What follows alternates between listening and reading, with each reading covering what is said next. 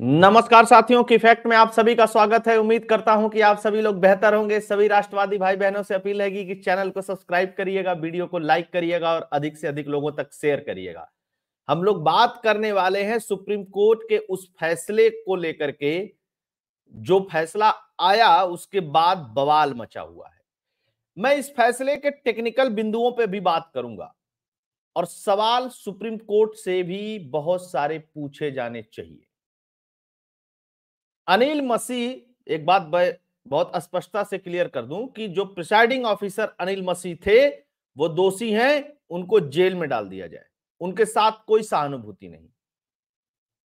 लेकिन जिस लोकतंत्र के हत्या की बात हो रही है, क्या इस पूरी प्रक्रिया में लोकतंत्र का पालन किया गया, संविधान का पालन किया गया, कानूनों का पालन किया गया? और जो पृथक शक्तियां दी हुई हैं हमारे संविधान में, प्रचलित तौर पे कहा जाता है कि जो लोकतंत्र है वो चार पिलर है, उसके चार मजबूत पिलर हैं।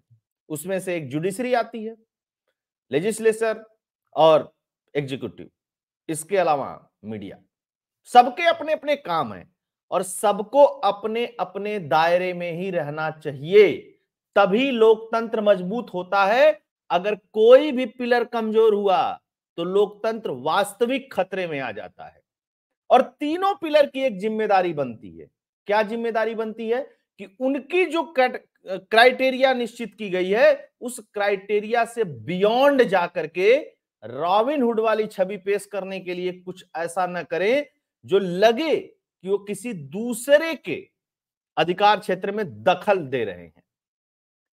चंडीगढ़ में मेयर के चुनाव हुए, वहां दूसरे प्रक्रिया से होते हैं। हर एक साल बाद मेयर वहां चुना जाता है, जो पार्षद होते हैं मिलकर के मेयर चुनते हैं और वहां के एक सांसद जो होते हैं वो वोट देते हैं। उसमें बीजेपी के पास बहुमत नहीं था, फिर भी बीजेपी जीत गई। इसको लेकर के हल्ला मचा। बाद में पता चला कि जो प्रिसाइडिंग ऑफिसर अनिल मसीह थे उन्होंने 8 मतपत्रों को इनवैलिड करार दिया। हंगामा मचा, सारा वीडियो है, वीडियो के अलग अलग कैमरे, अलग अलग फुटेज हैं, सुविधा के अनुसार सब लोग उसको दिखा रहे हैं, आप सभी लोगों ने उसको देखा होगा। फिर यह मामला पहुंचा Punjab and Haryana high court. Punjab और हरियाणा हाई कोर्ट ने तुरंत रोक लगाने से मना कर दिया। क्यों मना किया पंजाब और हरियाणा हाई कोर्ट ने? वही संविधान है, वही कानून है, क्योंकि बिना जांच किए हुए किसी नतीजे पर नहीं पहुंचा जाता है। मामला सुप्रीम कोर्ट पहुंचा, सुप्रीम कोर्ट में बड़े बड़े वकील खड़े हुए। अनिल मसीह को विदाउट जांच पहले ही विलेन घोषित कर दिया गया। मीडिया में चलने लगा कि अनिल मसीह से इस तरीके का सवाल पूछा गया, वो किया गया, ये किया गया, उनको बुलाया गया, ऐसे किया गया, झूठ बोलोगे तो ये हो जाएगा, वो हो जाएगा, सारी बातें हुई, कोर्ट में कही गई, वो बातें हुई भी। अब यहां दो चीजें हैं, एक वकीलों का पक्ष, वकीलों का काम इस केस में लगभग लगभग खत्म हो गया था। केस में था कौन? पंजाब और हरियाणा हाई कोर्ट के जो रजिस्ट्रार हैं वो, उनका काम था सबूतों को कलेक्ट करके सुप्रीम कोर्ट तक पहुंचाना। सुप्रीम कोर्ट के 3 जज जो इस बेंच में बैठे हुए थे उन्होंने उस पूरे प्रक्रिया को देखा, मतपत्रों की गिनती की, मतपत्रों को जांचा, समझा, अनिल मसीह से सवाल पूछे। अनिल मसीह से सवाल पूछा गया, आप कैमरे की तरफ क्यों देख रहे थे? अनिल मसीह ने क्या कहा कि चूंकि वहां शोर मच रहा था, कैमरा कैमरा चिल्ला रहे थे, आम आदमी पार्टी के जो पार्षद थे वो छीन करके बैलेट पेपर भाग गए थे, फिर पंजाब और हरियाणा पुलिस ने उनको पकड़ा, फिर उनसे लिया, इस तरीके की चीजें। और उन्होंने कहा कि मैंने जो 8 मतपत्र थे जिसपे मैंने क्रॉस मार्क लगाया, इसलिए लगाया कि वो इनवैलिड थे, उनको अलग छांटने के लिए। ये अनिल मसीह का तर्क था। अब यहां पे क्या था मेन मुद्दा? यहां पे मेन मुद्दा यह था कि किसी इन्वेस्टिगेशन एजेंसी से इसकी जांच कराई जाती और जांच कराने के बाद निष्कर्ष पे पहुंचा जाता। लेकिन यहां तो 2 दिन में मामला ही खत्म हो गया, क्योंकि यहां पे पार्टियों के बीच में बात नहीं हुई।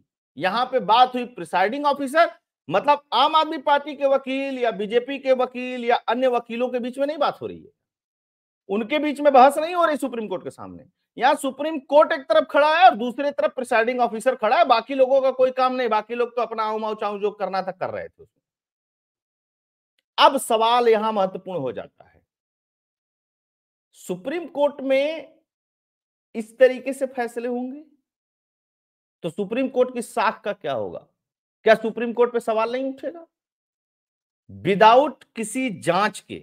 अब आप उस तरह तो कह दिया सुप्रीम कोर्ट ने कि हमने जांच कर लिया मतपत्रों का, सारी चीजों का, चलिए ठीक है, मान लेते हैं कि सुप्रीम कोर्ट ने जांच भी कर लिया, लेकिन चीजें सदन के अंदर तय करने की थी, सुप्रीम कोर्ट के अंदर नहीं।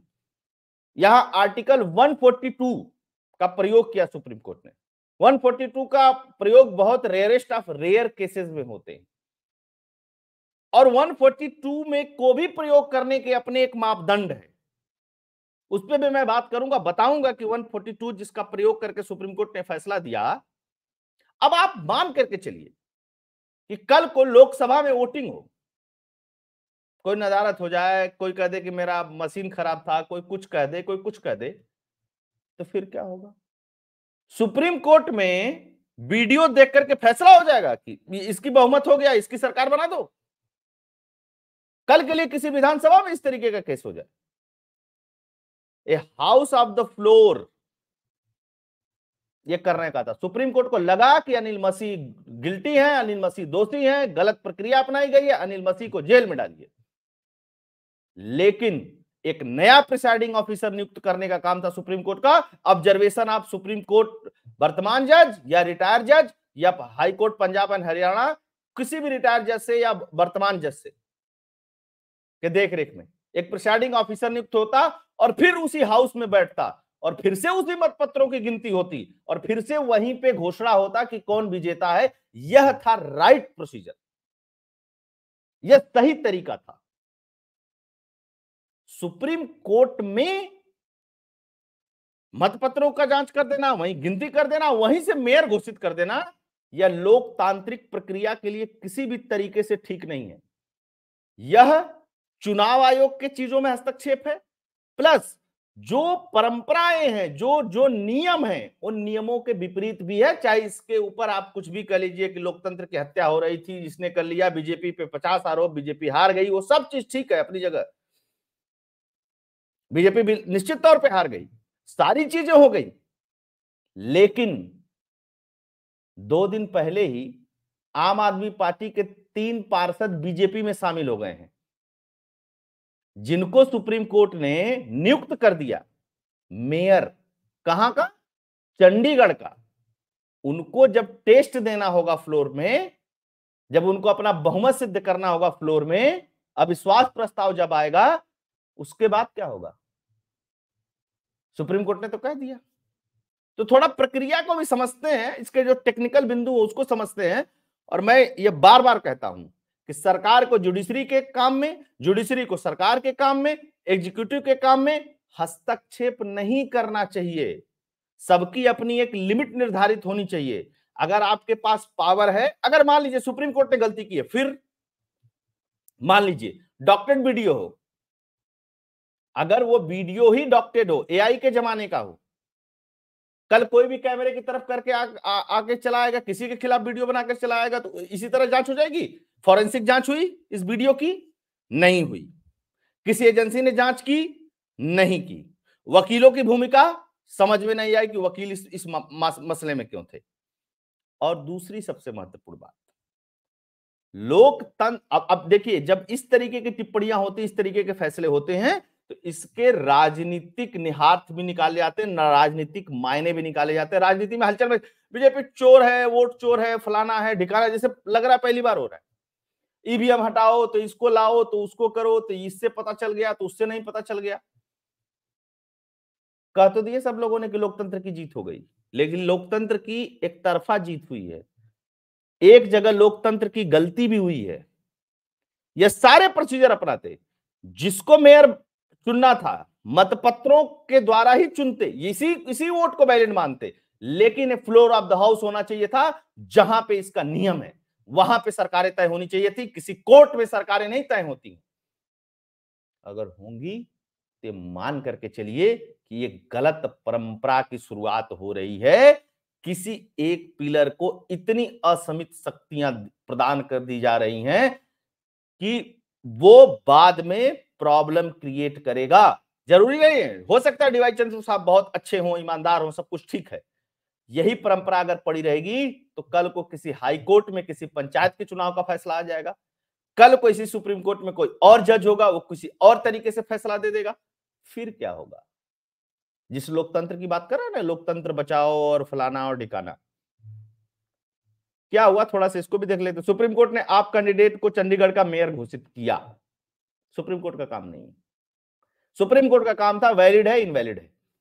मसीह ने गलत किया, मसीह के खिलाफ मुकदमा दर्ज नहीं करना था, तुरंत फैसला भी सुनाना था ना मसीह के खिलाफ। और मसीह के खिलाफ मुकदमा दर्ज करने की बात का क्या मतलब रह गया? जब एक तरफ फैसला आ गया, मसीह गिल्टी हो ही गया, वो दोषी है मसीह, तभी तो फैसला आया, तब उसके खिलाफ कार्रवाई करेगी। उसको नोटिस दिया, किस बात का नोटिस दिया साहब? उसको भी तुरंत फैसला सुना देते कि तुम्हारा ये दोष है। दोष तो सिद्ध हुआ मसीह का, तभी तो चंडीगढ़ का नया मेयर चुना गया। एक तरफ तो नोटिस जा रही है। ये कानूनी प्रक्रियाएं नहीं समझ में आती देश के आम आदमी को, ये समझ में आना चाहिए, इसमें भी ट्रांसपेरेंसी होनी चाहिए। खैर, अनिल मसीह को नोटिस दे दिया गया, कारण बताओ कि तुमने कोर्ट में झूठ बोला, और अनिल मसीह से कहा तुम झूठ मत बोलना। सुप्रीम कोर्ट से सीजीआई ने एससी में मसीह से पूछा कि किस कानून के तहत बैलेट पेपर पर निशान लगाया।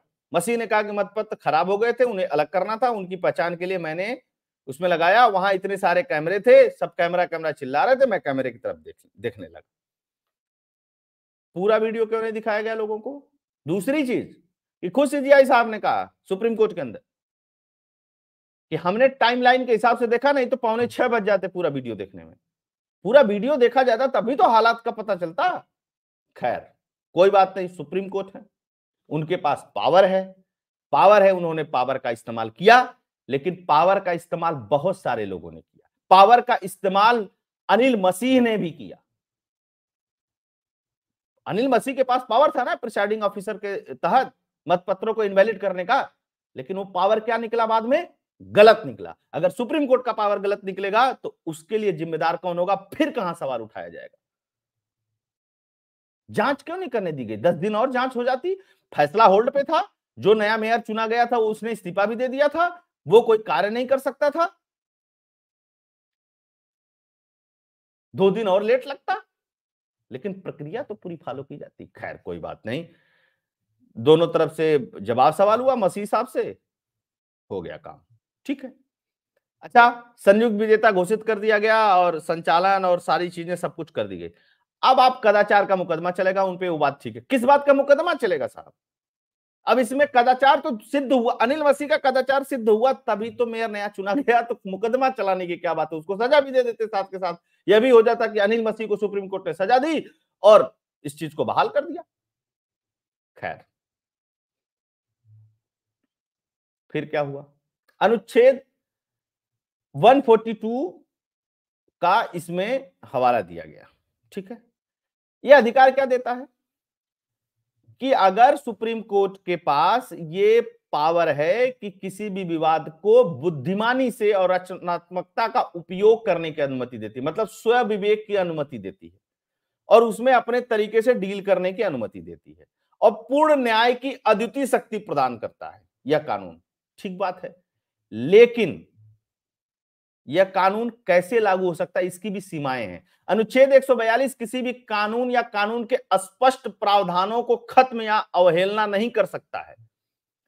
आर्टिकल 142 किसी भी कानून का स्पष्ट प्रावधानों को खत्म नहीं कर सकता, नहीं अवहेलना कर सकता है। अनुच्छेद 142 किसी भी व्यक्ति के मौलिक अधिकार, प्राकृतिक न्याय का उल्लंघन नहीं कर सकता है। आप लोग डिसाइड करिए कि यहां किस किस चीज का उल्लंघन हुआ है।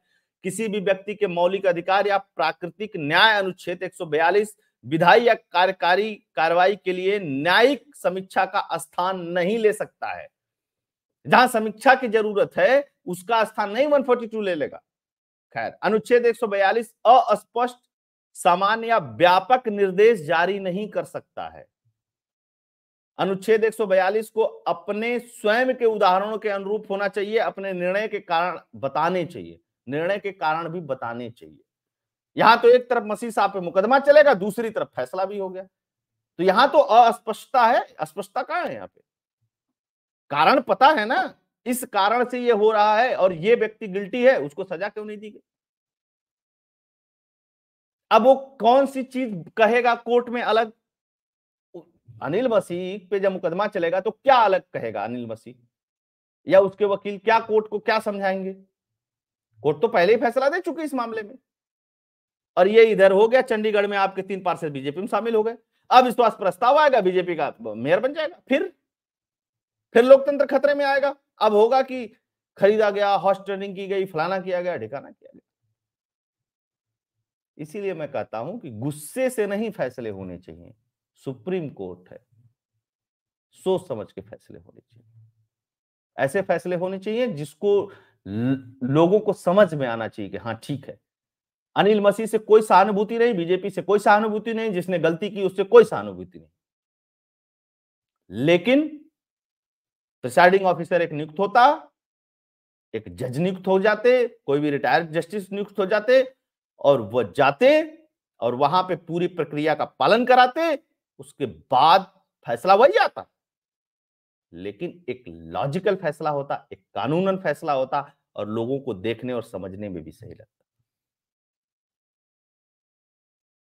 ये फैसला चाहे जो कुछ भी है, लेकिन लोकतंत्र यहां पे भी कमजोर हुआ है। अपने अपने हिसाब से चाहे जो लोग इसके बारे में जैसा भी सोचते रहे। बहुत सारे लोग इस समय जुड़े हुए, सभी लोगों का बहुत बहुत धन्यवाद। जय हिंद, जय भारत, जय श्री राम। प्यार दुलार बनाए रखिएगा, चैनल के लिए कंट्रीब्यूट भी करिएगा। फोन पे पेटीएम का नंबर स्क्रीन पे दिया हुआ है। जय श्री राम।